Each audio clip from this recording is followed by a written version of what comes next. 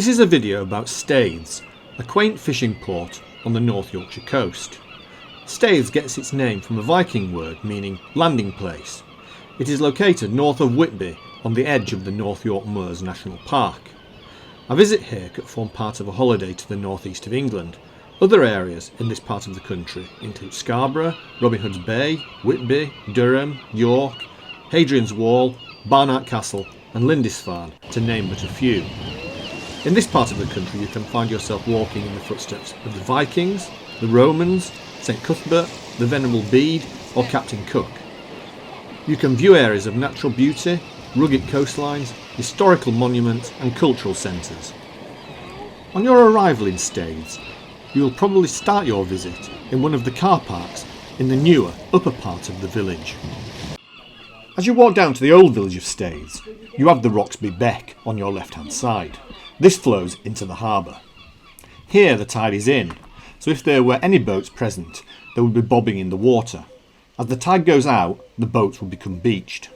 The old village of Staithes is a collection of cobbled streets and maze-like alleys with many nooks and crannies on a layout that you would have expected to have evolved in the Middle Ages rather than being specifically planned. This maze of alleyways includes Dogloop Alley, which at 18 inches wide leads some to claim that it is the world's narrowest street. Staithes has been popular with artists and was home to an artistic group known as the Northern Impressionists in the 19th century.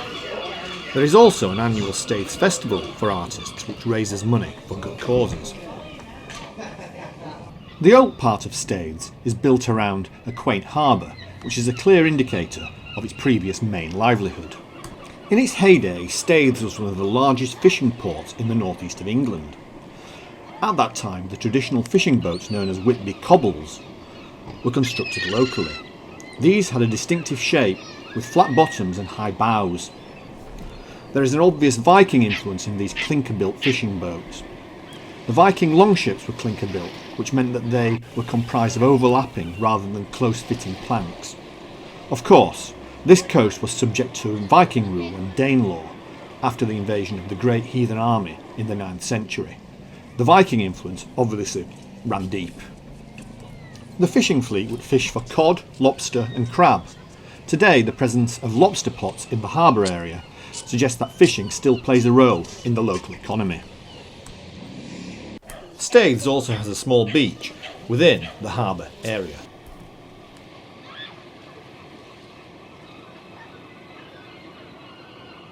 Famous explorer and navigator Captain James Cook, who was important in the early histories of both Australia and New Zealand, moved to Staithes as a 16-year-old in 1745.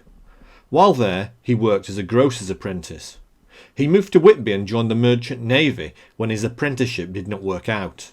His house can still be seen near the harbour in Staithes today. Staithes is located on the east coast of England next to the North Sea, and this part of the coast is often referred to as the Dinosaur coast. It is of significant interest to geologists and fossil collectors. The rocks around Staithes were formed 195 to 180 million years ago in a tropical delta environment under climatic conditions that were far hotter than they are today. This was during the geological period known as the Jurassic, which was made famous by the Spielberg film about cloned dinosaurs. The fossil remains of a seagoing dinosaur was discovered near Staithes after a rockfall in the 1990s.